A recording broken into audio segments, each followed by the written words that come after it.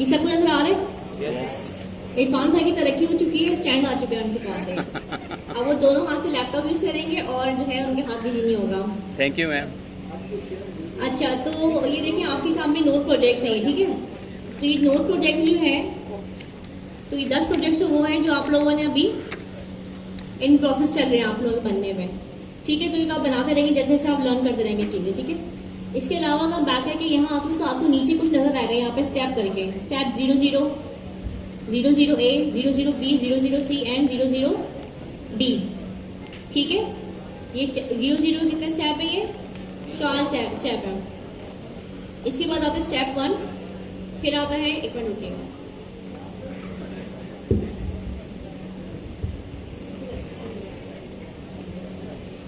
ठीक है। फिर आता है स्टेप 2 जिसमें लिखा है कॉन्स्ट और लेट। कॉन्स्ट और लेट सबने पढ़ा हुआ है? Yes ma'am. अब तैयारी कैसे करनी है इसको देख लेते हैं। जैसे फॉर एग्जांपल हम यहाँ पे खोलते स्टेप 2, ठीक है। आप लोगों को स्टेप 2 पे जाना है, आपने इसको ओपन किया। ओपन करने के बाद आप देखेंगे तो यहाँ पे आपके पास ना ये VS कोड, मतलब इस तरह की फाइल खुल जाएगी, गिटहब की फाइल ओपन हो जाएगी, ठीक है।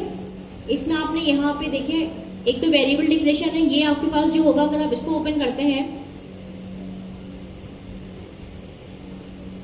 बहुत ज्यादा यार।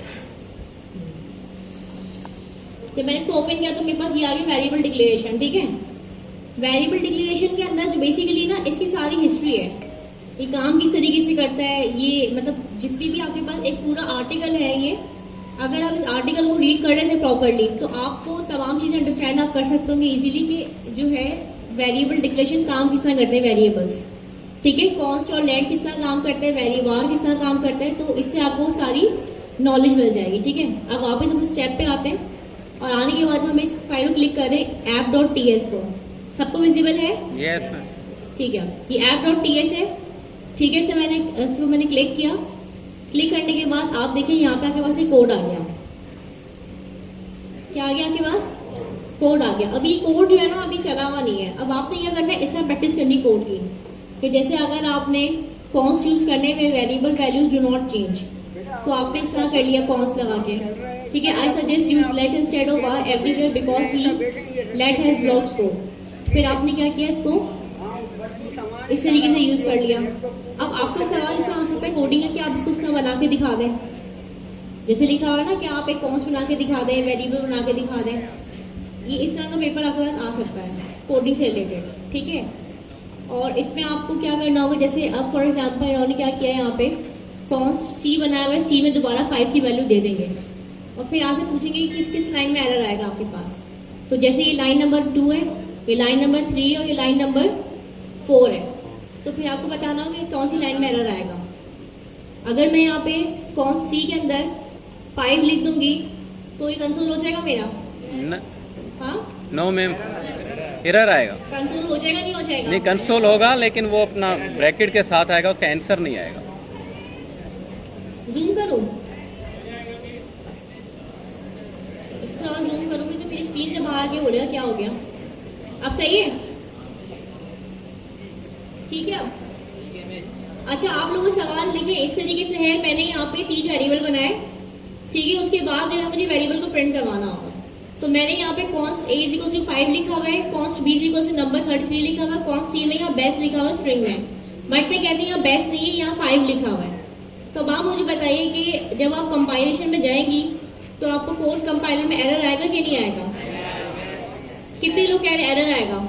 अगर हम, और कितने लोग कह रहे हैं एरर नहीं आएगा?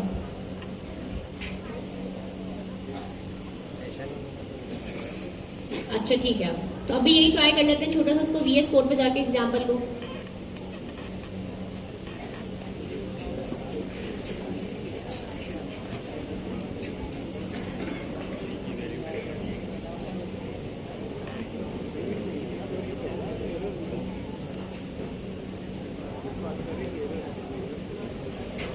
प्रिंट होगा, स्ट्रिंग में होगा, उसका आंसर नहीं आएगा। एरर नहीं आएगा, प्रिंट होगा, स्ट्रिंग में आएगा, आंसर नहीं आएगा। कोटेशन के बगैर लिखेंगे ना तो फिर डबल कोटेशन की वजह से आंसर नहीं आएगा।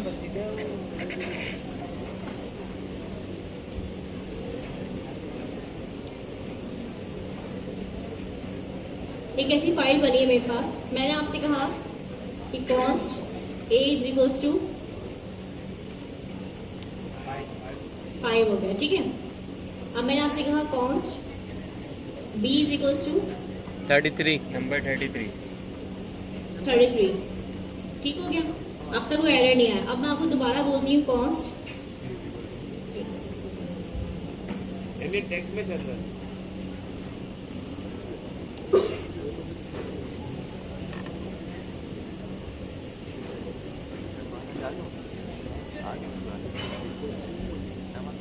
स्ट्रिंग में है, ये स्ट्रिंग की डबलिंग होगी बस।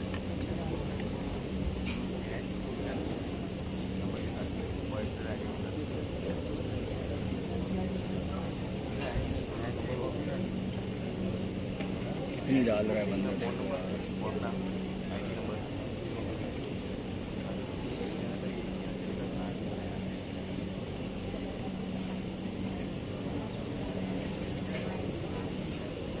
तो यहाँ पे अभी तक कोई मेरे पास रेड लाइन नहीं आई, मतलब एरर नहीं आया। तो अब जितने लोगों ने कहा था कि एरर आएगा, वो किस समझ से कहा था उन्होंने? एरर नहीं आएगा, कंसोल होगा, लेकिन वो स्ट्रिंग की जो है ना वो 30% लोगों ने कहा था कि एरर आएगा और बाकी लोगों ने कहा था कि एरर नहीं आएगा। तो जिन्होंने कहा था नहीं आएगा उनको समझ में आगे नहीं आएगा, जिन्होंने कहा था एरर आएगा तो उनकी क्या उनको लग रहा था जिससे एरर आएगा? कोई जवाब देगा? ठीक है। अच्छा, अगर मैं दोबारा यहाँ पे ए कर दूं, ठीक है, तो इससे हमें क्या पता चला कि हम रीडिक्लेयर नहीं कर सकते। अगर हम लेट देंगे ये तो क्या चीज है? ये डिक्लेयर है या वो है? ये डिक्लेयर रीअसाइन है, रीडिक्लेयर है? रीअसाइन रीडिक्लेयर यानी हम कौन से वेरिएबल को रीडिक्लेयर नहीं कर सकते, और लेकिन हम उसको रीअसाइन कर सकते हैं, ठीक है। अगर जिन्होंने कहा था एरर आएगा तो मे भी शायद उनकी मेंटालिटी, मतलब वो जहन में वो ये चल रहा होगा कि हम उसको रीडिक्लेयर नहीं कर सकते, ठीक है।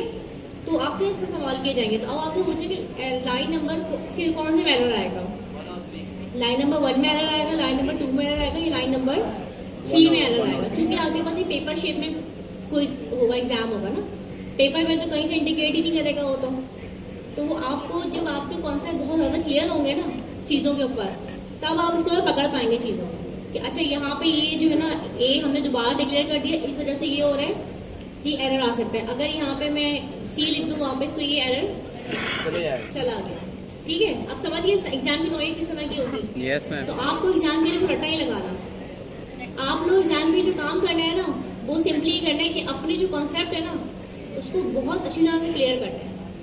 और जैसे इफ ऐसा पूछ सकते हैं वो आपसे कि भाई इफ में अगर ऐसी कंडीशन थी, ये कंडीशन थी, ये कंडीशन थी, तब आप बताएं कि आउटपुट क्या होगा इसका। तो आपको 4 ऑप्शन दे दी जाएगी आउटपुट क्या है, ठीक है। वो बहुत सिमिलर ऑप्शन होंगे, लेकिन आपने अपने जहन को फोकस करते हुए, माइंड फोकस करते हुए जो है आपने आंसर चूज करना होगा उसका, कि ये वाला आंसर आएगा उसका, ठीक है।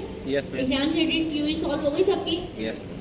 अब आपने क्या करना है, अब आप उसको जाएं घर पे और जाने के बाद जो है इसको पढ़ना शुरू करें, ठीक है। इसमें बहुत सी चीज़ें हम पढ़ चुके हैं, चौक पढ़ चुके हैं, मॉड्यूल्स पढ़ चुके हैं, कॉन्सलेट पढ़ चुके हैं, स्ट्रॉन्ग टाइपिंग पढ़ चुके हैं हम लोग, ठीक है। ऑब्जेक्ट्स हम पढ़ेंगे आज, ऑब्जेक्ट पढ़ेंगे और ऑब्जेक्ट एलियास पढ़ेंगे, नेस्टेड पढ़ेंगे, देखेंगे चीज़ों को, एरे पढ़ेंगे, ये वाला स्टेप एरे भी पढ़ेंगे आज हम इंशाल्लाह, ठीक है। और फंक्शंस हमने पढ़ लिए हैं, अगर फंक्शन यहाँ पे ओपन करते हैं हम लोग,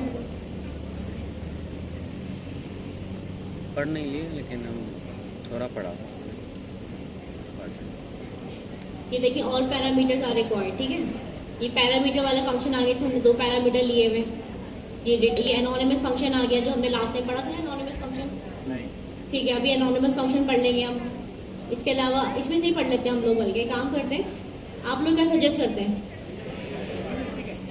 हाँ, इसी में से पढ़ लो। अच्छा बताएं, स्लाइड से देख लें या इसको फॉलो कर लें? इसको फॉलो कर। मैम जो बेटर वे हो आप वो बस पढ़ाएं, जो हमें समझ आए।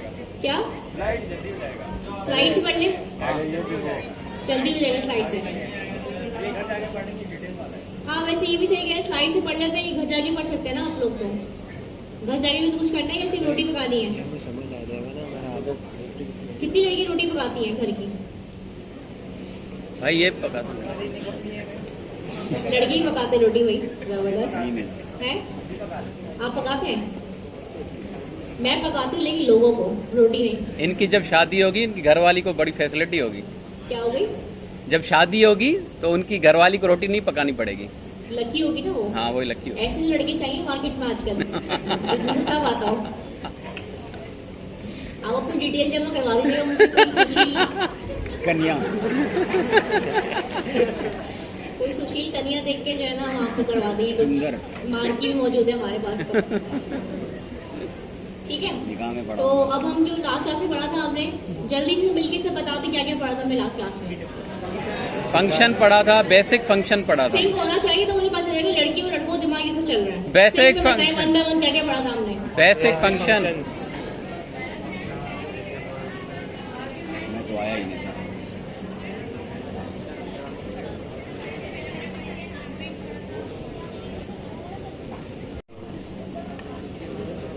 हुनैन बहुत पीटेगा आप लोग, आगे बता रही मैं पहले, बहुत मेहनत से पढ़ा है हुनैन ने। और आज तो टेबल भी यही खड़ा करके करके ना आप लोगों को इस टेबल पे हम लोगों से लाइव प्रोजेक्ट करवाएंगे हम लोग।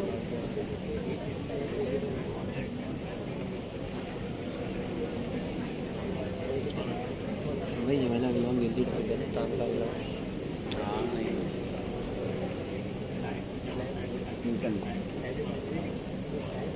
ये गर्मी इतनी हो रही है, कोई भी ऐसे नहीं चल रहा है क्या? पता नहीं यार, अपना चला हिस्ट्री देखो बेटा अपनी, सिर्फ यही मिलेगा इनके लैपटॉप में। सालों की है भाई, ये सालों से यही चल रहा है।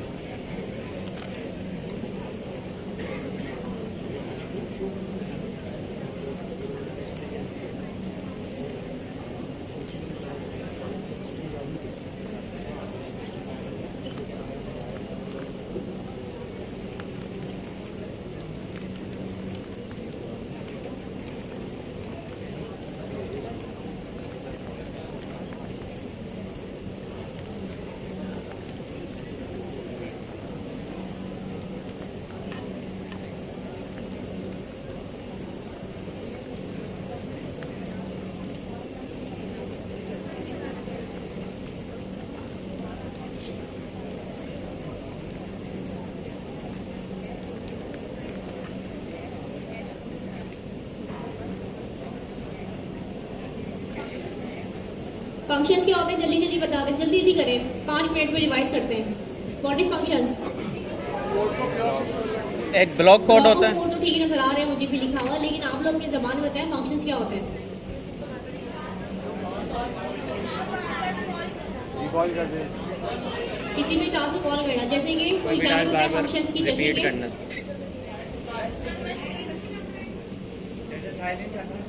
नहीं, जैसे आपने ग्रीट का फंक्शन बनाना है एक, तो उसमें क्या कर रहे होते हैं ग्रीट के फंक्शन में आप? तो कैसे ग्रीट कर रहे होते हैं? जैसे जब फंक्शन कॉल करते रहते हैं ग्रीट का मैसेज चलता रहता है, ऐसे ही है ना? Yes ma'am. जितनी बार फंक्शन कॉल करेंगे उतनी बार आपका ग्रीट वो चलेगा। चलेगा। लास्ट में मैंने बहुत सी एग्जांपल दी थी आपको दूसरे मशीन की ना। Yes ma'am. इन्होंने Stickman वाली भी स्टिक दी मैन है। वाली बताई थी। हाँ जबरदस्त, आप लोग याद है स्टिकमैन क्या कर रहा था? वो सलाम वालेकुम सबको कर रहा था ना। जी हाँ जी बिल्कुल। सही है, तो ये फंक्शन होते हैं जो बार बार से करवाए जाते हैं। ठीक है, बेसिक फंक्शन हम पढ़ चुके थे, रिटर्न पढ़ चुके थे। रिटर्न किसे करते हैं फंक्शंस के अंदर? नहीं मैम, रिटर्न नहीं, थोड़ा सा समझा था हमने लेकिन पढ़ा नहीं था। रिटर्न पढ़ लिया था ना, कोड भी तो किया था रिटर्न करके हमने। वो एक ही किया था, थोड़ा सा किया था, लेकिन वो आपने कहा डिटेल में पढ़ेंगे। रिटर्न दोबारा बढ़ा दे, है ना? हम तो संडे बाजार आए हैं, ये इसकी प्राइस बता दो, उसकी प्राइस बता दे, है ना? दोबारा बढ़ा दे मिस। ये बताएं आप लोग, शुरू करते हैं।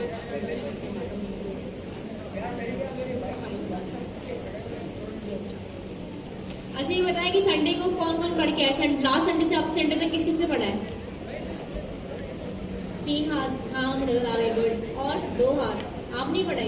जॉब चेंज कर लिया आपने? करेंगे, अच्छा। बेटा और किस किस ने पढ़े? क्या क्या पढ़े? लड़कियों आपने नहीं पढ़ा क्या? Good job. क्या क्या पढ़ कर आए आप लोग? बदबू रवि क्या क्या पढ़ा आप लोगों ने? प्रोजेक्ट्स बनाए? रट्टा मारा है इन्होंने। टाइम मैनेजमेंट का प्रोजेक्ट बन गया, अटेंडेंस वाला जो बनाना था प्रोजेक्ट बनाया आप लोगों ने? वर्ड काउंटर बनाया? वर्ड काउंटर तो बनाया हमने। और कौन सा अटेंडेंस वाला बनाना था?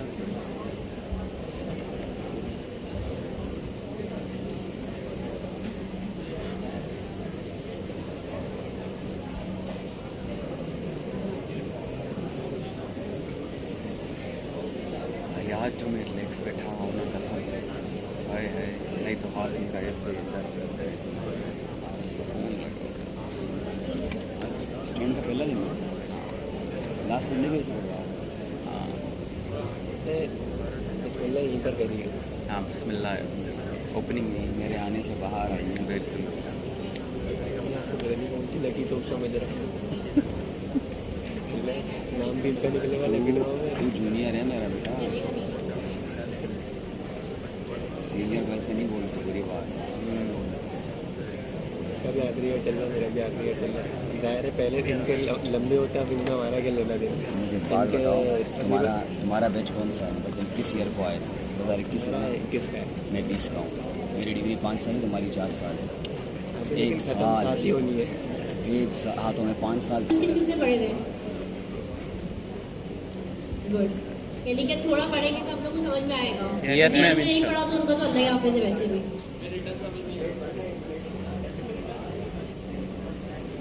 रिटर्न फंक्शन बना रहे हैं यहाँ पे हम लोग, ठीक है। रिटर्न फंक्शन का मतलब क्या होता है, कौन बताएगा? कि वो कोई भी वैल्यू रिटर्न करे अपने पास, ठीक है। अगर रिटर्न नहीं करता तो फंक्शन कौन से होते हैं? वाइड होते हैं फंक्शंस। जो फंक्शन कुछ भी रिटर्न नहीं करते वो क्या होते हैं? Wide function. वाइड होते हैं। और जो फंक्शन रिटर्न करते हैं वो क्या होते हैं? रिटर्न होते हैं, ठीक है। उसके अंदर हमें क्या लगाना पड़ता है? स्पेसिफिक वर्ड लगाना पड़ता है रिटर्न का। फॉर एग्जाम्पल अगर मैंने अपने फंक्शन में कैलकुलेशन परफॉर्म करवानी है 2+2 करके, ठीक है, तो फिर मैं क्या करूंगी कि मैं उसको रिटर्न में बताऊंगी रिटर्न में देना क्या है आपने। 2+2 मतलब a+b देना है, a+a-b देना है, या a × b देना है। तो रिटर्न मुझे बताना पड़ेगा, मुझे ये रिटर्न चाहिए इस फंक्शन का।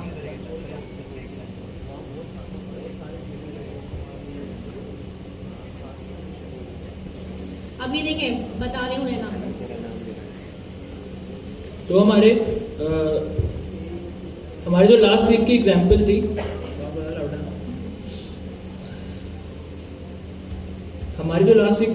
उसमें हमने देखा था कि एक स्टिकमैन था और वो जा रहा था, बार बार बाकी लोगों से सलाम कर रहा था और उनसे नाम पूछ रहा था और फिर एक स्ट्रिंग बना रहा था अस्सलाम वालेकुम और जो भी नाम था, अली, हमजा, अब्दुल्ला।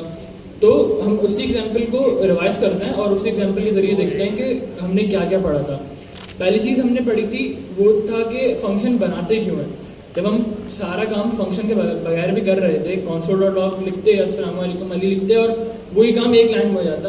इस काम को 6 या 7 या 8 लाइनों में लेके जाने का मकसद क्या था? तो उसमें हमने देखा था कि अगर हमें एक ही चीज़ बार बार इस्तेमाल करनी पड़ रही है, अगर हमें हमारी वेबसाइट पे 10 पेजेस हैं या 15 हैं या 20 पेजेस हैं और हर पेज पे हमें सेम लाइन ऑफ कोड लिखना है, तो हम क्या कर रहे थे? अपने रीडेबिलिटी के लिए और रीयूजेबिलिटी के लिए एक ही दफ़ा वो लाइन लिख रहे थे, उसको एक नाम दे रहे थे और उसी नाम को हर पेज पे कॉल करा रहे थे। यहाँ पर हमने क्या किया? एक फंक्शन बनाया। फंक्शन बनाने का मेथड जिस तरह वेरिएबल बनाते हैं तो लिखते हैं लेट वेरिएबल नेम और फिर इक्वल टू के बाद वेरिएबल की वैल्यू। इसी तरह फंक्शन बनाने के लिए हमें फंक्शन का कीवर्ड इस्तेमाल करना पड़ता है। तो हमने पहले फंक्शन लिखा, अब टाइप्स को पता लग गया कि यहाँ फंक्शन बनने वाला है, फिर हम फंक्शन का कोई भी नाम देते हैं। उसके बाद हम ब्रैकेट्स में बताते हैं, स्मॉल ब्रैकेट्स में, और ये स्मॉल ब्रैकेट्स ही होने चाहिए। अगर हम कर्ली ब्रैकेट्स या राउंड ब्रैकेट लगा देंगे जो कि हमने लगाए तो इन दोनों का डिफरेंट मीनिंग है। राउंड ब्रैकेट का मतलब है कि इसमें हम जो भी लिखेंगे वो एक इनपुट के तौर पे देखा जाएगा कि जब फंक्शन कॉल होगा तो जो भी इनपुट चाहिए वो हम राउंड ब्रैकेट में लिखेंगे। लेकिन अगर जो भी हमें टास्क परफॉर्म कराना है, जो भी हमने काम करवाना है, वो हम हमेशा कर्ली ब्रैकेट्स में लिखेंगे, राउंड ब्रैकेट्स में नहीं लिखेंगे। तो इन दोनों ब्रैकेट्स का बहुत ख्याल रखना है कि आपने किस ब्रैकेट में क्या चीज़ लिखनी है। इन ब्रैकेट्स को, ये जो कर्ली ब्रैकेट्स हैं, ये हमने इफ एल्स में भी इस्तेमाल किया है और आगे हम लूप में भी इस्तेमाल करेंगे। इनको हम कहते हैं ब्लॉक। ये हमारा ब्लॉक स्कोप है। इसमें हम जो कुछ भी लिख रहे हैं वो इसी ब्लॉक स्कोप के अंदर एक्सेस होगा। यानी इन ब्रैकेट्स के अंदर मैं जो वेरिएबल्स बनाऊंगा, जो भी स्टेटमेंट प्रिंट करूंगा, जो भी ऑपरेशन परफॉर्म करूंगा, वो इन्हीं कर्ली ब्रैकेट्स के अंदर मैं बाद में इस्तेमाल कर सकता हूँ। फॉर एग्जाम्पल अगर मैं यहाँ पर एक वेरिएबल बनाता हूँ a और इसको मैंने वैल्यू दे दी 9। अब इस वेरिएबल को अगर मैं चाहूँ तो इसी फंक्शन के अंदर प्रिंट भी करा सकता हूँ, किसी और नंबर से मल्टीप्लाई भी करवा सकता हूँ, डिवाइड भी करवा सकता हूँ। लेकिन अगर इसी फंक्शन को इसी वेरिएबल को मैं बाहर एक्सेस करना चाहूँगा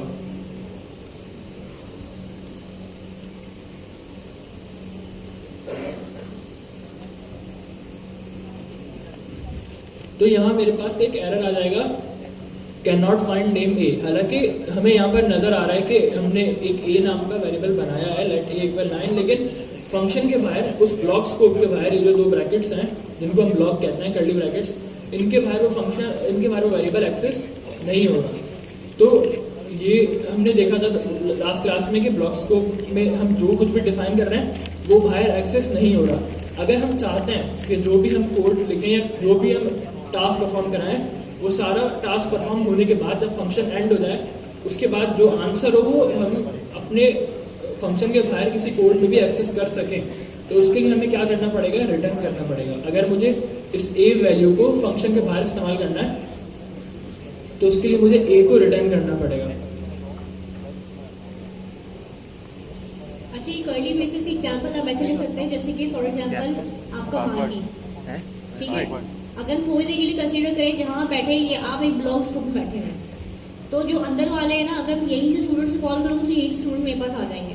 बट ऐसा नहीं कि मैं किसी अली को कॉल करूँगी तो बजाय अली यहाँ से उठ के आने के बाहर से अली उठ के आएगा मेरे पास, तो वो बोलेगा कौन अली, बाहर वाले पहचानेंगे। जैसे हमने बाहर कंसोल किया है यहाँ पे फंक्शन के नीचे कंसोल डॉट लॉग ए हमने किया तो उसने उससे बोला कैन नॉट फाइंड ए। क्यों? क्योंकि हमने जो वेरिएबल बनाया था वो हमने उस ब्लॉक के अंदर बनाया, मार्की के अंदर ही किया था हमने जो कुछ भी किया था। तो हमेशा इस बात को याद रखिएगा कि जो भी चीज़ आप अगर उसमें करते हैं, ब्लॉक ऑफ कोड में करते हैं, तो वो अंदर ही रिकग्नाइज होगी, बाहर वो उसको नहीं पहचानेगा। ठीक है?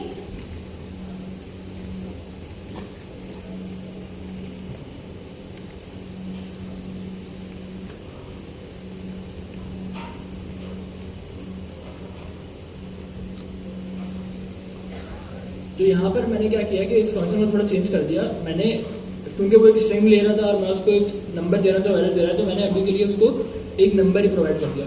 यहाँ पर मैंने क्या किया कि एक पैरामीटर लिया नंबर और यहाँ पर मैंने वो पैरामीटर पास करा दिया। यहाँ पर ही क्या एरर दे रहा है कि must be of type any. अच्छा, यहाँ पर ये एरर है कि हमें इसको टाइप डिफाइन करनी पड़ेगी।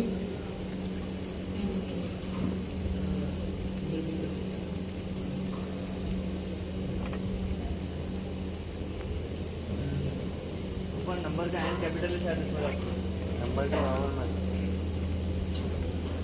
टाइप कर, नंबर के बराबर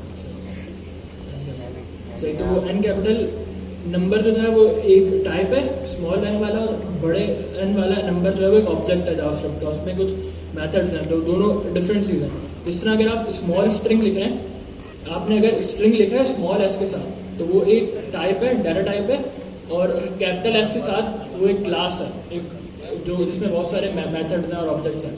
तो यहाँ पर हमने क्या किया कि एक फंक्शन बनाया और उसमें एक नंबर एक्सेस करना है। अब उस नंबर पे हमने कुछ ऑपरेशन परफॉर्म कराए, लेकिन वो नंबर जब मैं बाहर प्रिंट करना चाह रहा था तो प्रिंट नहीं हो रहा था, क्योंकि और यूज हो सकता है, एक्सेस हो सकता है, लेकिन अगर उसी कोड को, उसी वेरिएबल को मैं ब्लॉक स्कोप के बाहर एक्सेस करना चाहूँगा तो मेरे पास एक एरर आ रहा था। मैंने इसको सॉल्व करने के लिए क्या किया कि अपना जो वेरिएबल था जिसको मुझे रिटर्न करना था, जिसकी मुझे वैल्यू फंक्शन के बाहर इस्तेमाल करनी थी, मैंने उसको रिटर्न कीवर्ड पे लिख दिया। रिटर्न कीवर्ड पे क्या हुआ कि जब वो फंक्शन रन होना ख़त्म हो जाएगा तो यहाँ पर मैंने प्रिंट तो करा लिया, लेकिन अगर मैं इस वेरिएबल को बाहर भी इस्तेमाल करना चाह रहा हूँ तो उसके लिए मुझे इसको रिटर्न करना पड़ेगा। रिटर्न करने से क्या हुआ कि ये जो वेरिएबल था ए, ये ब्लॉक स्कोप से बाहर आ गया। जिस भी वेरिएबल में मैं इसको सेव कराऊंगा ये उस वेरिएबल में सेव हो जाएगा, और अब ये ब्लॉक स्कोप के बाहर भी एक्सेस हो सकता है। अब यहाँ पर एक और सवाल है कि हमने अभी थोड़ी देर पहले देखा कि जब हमने लेट ए के नाम से वेरिएबल बनाया और फिर दोबारा लेट ए किया तो एरर आ गया। यहाँ पर हमने 2 बार सेम नाम का वेरिएबल बनाया लेकिन कोई एरर नहीं आया,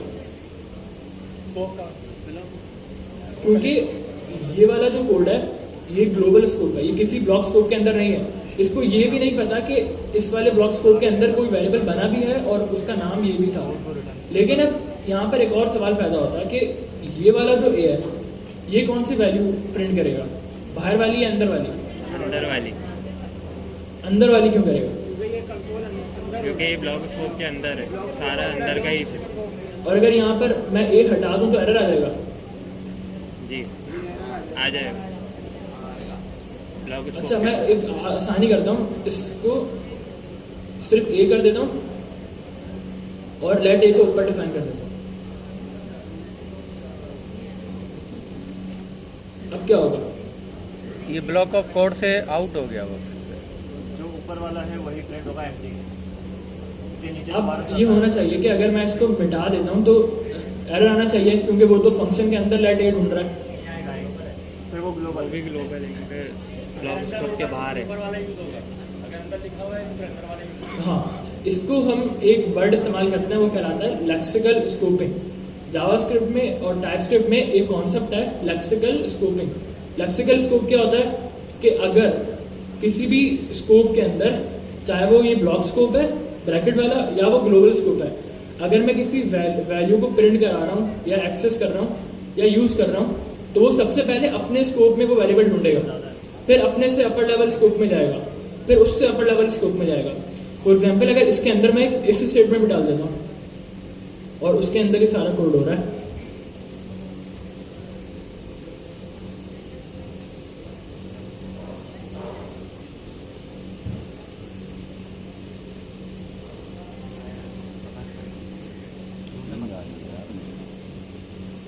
यहाँ पर क्या होगा, अब मैंने उस फंक्शन के अंदर एक और स्कोप बना दिया। वो स्कोप क्या था? ये कर्ली ब्रैकेट्स। अब एक और ब्लॉक स्कोप बन गया। अब यहाँ पर भी एरर आ रहा है कि ये कह रहा है कि मुझे नहीं पता ए क्या है, variable A has any type. अब यहाँ पर ये एरर नहीं आ रहा कि इसको ए मिल नहीं रहा, ये कह रहा है कि ए की कोई वैल्यू ही नहीं है, क्योंकि यहाँ पर अब ये बाहर वाला ए ढूंढ रहा है। यहाँ पर क्या हुआ कि मैंने ए डिफाइन किया, लेकिन ये वाला जो ए है इसको, इसके पास एरर क्यों आया?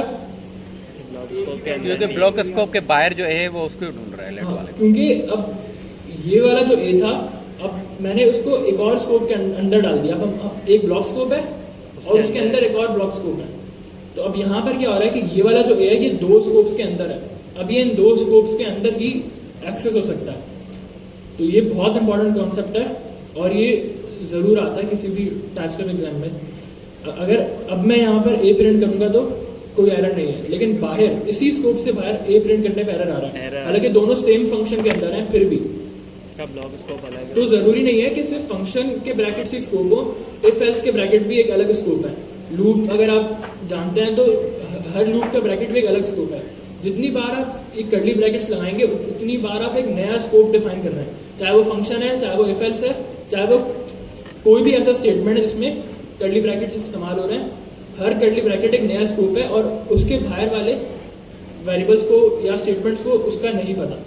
अब यहाँ पर क्या हुआ कि मैंने जब ए एक और कर्ली ब्रैकेट्स के अंदर ले गया, तो अब ये वाला जो ए है ये सिर्फ इन्हीं कर्ली ब्रैकेट्स के अंदर एक्सेस होगा। इसके बाहर 3 लाइन्स और भी लिखी हुई है, लेकिन उनको नहीं पता कि ए कहाँ पर है।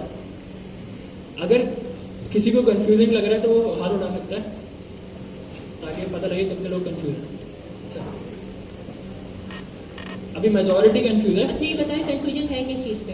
अगर आप यहाँ पे ब्लॉक ऑफ कोड पे कंफ्यूजन है या वेरिएबल को हमने बाहर निकाल के कॉल करा, इस पे कंफ्यूजन है? किस पे? ऐसे नहीं करो यार, शुरू से तो नहीं करो। आप लोग बिल्कुल तवज्जो ही दे रहे हैं क्या? तवज्जो दे रहे हैं, लेकिन मैडम हवा में जा रहा है, पता नहीं। ये जो आपने डिक्लेयर किया, अगर आप डिक्लेरेशन की एक मिनट जगह में माइक आपको डिलीवर करवा रही हूँ, थोड़ा सा एक 1 by 1 थोड़ा सा बताएं। देखिए, थोड़ा सा ना आप लोगों को अब क्रिटिकल थिंकिंग अपनी बनानी पड़ेगी, क्योंकि A+B वाला दौर खत्म हो गया ना। इतने 10 हफ्तों से आप आ रहे हैं क्लास में, तो इट्स मीन्स थोड़ा तो आपका लेवल अप होना चाहिए ना समझने का।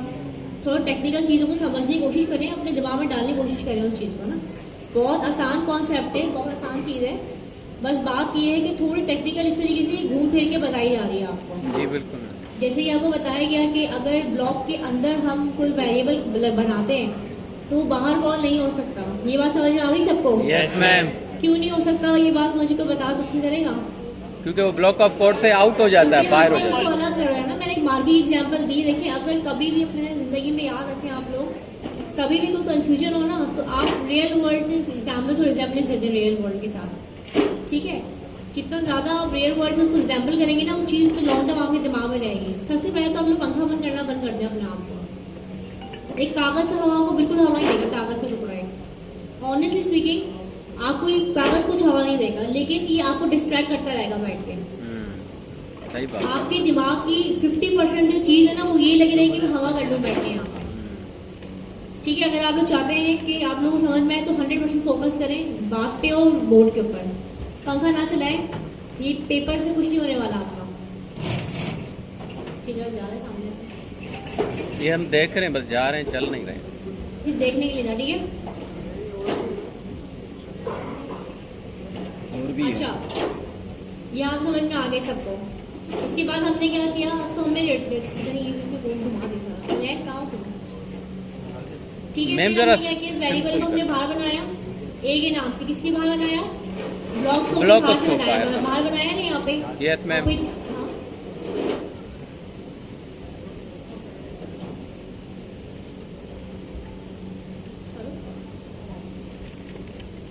चीज़ें आ रहे हैं लेकिन गर्मी वही है।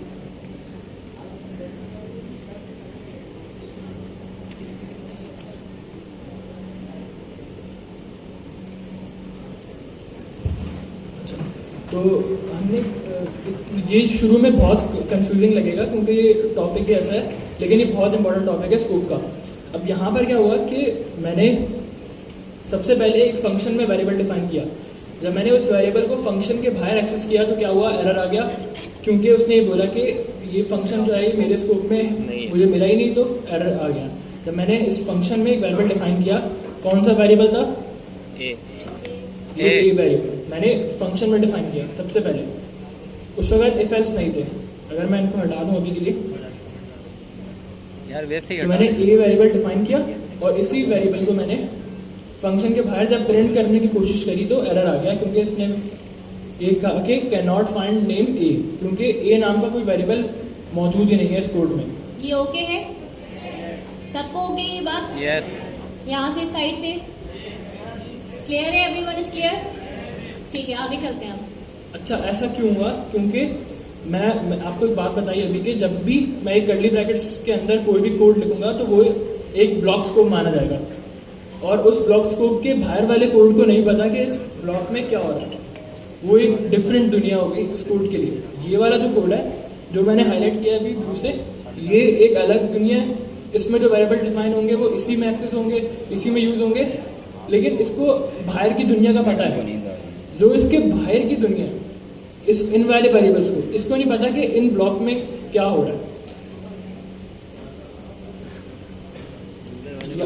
ये बात कंफ्यूजिंग है, समझ आ गया? अंदर वाले सही। तो एक चीज हो गई कि हमने अभी देखा कि कर्ली ब्रैकेट्स में हमने ब्लॉक डिफाइन किया, ब्लॉक स्कोप के अंदर जो कोड है उसको पता है कि ब्लॉक स्कोप के बाहर क्या हो रहा है, लेकिन ब्लॉक स्कोप के जो बाहर कोड है उसको नहीं पता कि ब्लॉक स्कोप में क्या हो रहा है। सही। अंदर वाली दुनिया को बाहर का पता है, बाहर वाली दुनिया को अंदर का नहीं पता। अब हम क्या कर रहे हैं, उसी दुनिया के अंदर एक और दुनिया बना रहे हैं। ब्लॉक स्कोप के अंदर हमने एक और ब्लॉक स्कोप बना दिया, और वो किस तरह बनाएंगे, एक और कर्ली ब्रैकेट्स लगा के। हमने यहाँ पर एग्जाम्पल के तौर पे इफ एल्स इस्तेमाल किया, ना कि एक और फंक्शन बनाया। तो अब ये जो इफ एल्स है, जैसे ही आपने देखा कि इफ एल्स में क्या इस्तेमाल हो रहा है, कर्ली ब्रैकेट्स। अब यहाँ पर एक नई दुनिया बन गई, एक नया स्कोप बन गया। तो हर स्कोप एक दुनिया है। हमने किया, पहले ग्लोबल दुनिया थी, ग्लोबल स्कोप था। वो क्या था कि वो कोड जो सब ब्रैकेट से बाहर है, और वो कौन सा कोड है, ये वाला जो बाहर है ग्लोबल, ये कोड सारे ब्रैकेट से बाहर है। तो इसको नहीं पता कि इन वाले ब्रैकेट्स में क्या हो रहा है।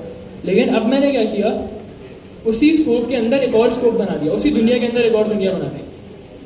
अब जिस तरह ग्लोबल और ब्लॉक का रिलेशनशिप था कि इसको पता था कि बाहर क्या हो रहा है, लेकिन इसको अपने से बाहर वाले को पता था, लेकिन इसके बाहर वाले को इसका नहीं पता था। अंदर का नहीं। इसी तरह जब इसके अंदर एक नया स्कोप डिफाइन होगा तो अब इस स्कोप को अपने बाहर वाले स्कोप का पता होगा, और उससे बाहर वाले का भी पता होगा, अंदर का नहीं पता, लेकिन इससे बाहर वाले को इसका नहीं पता होगा। अंदर का नहीं पता। समझ आई? Yes ma'am.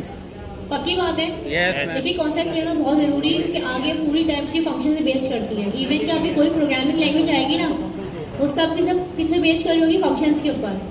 कॉन्सेप्ट क्लियर है तो हम आगे चलेंगे, वरना फिर दोबारा पढ़ने को मसला नहीं। लेकिन कोई ये नहीं है शुरू से बता दें, इसका मतलब ये शुरू ध्यान नहीं था, है ना। अभी जो उन्होंने बताया अंदर बाहर वाला कि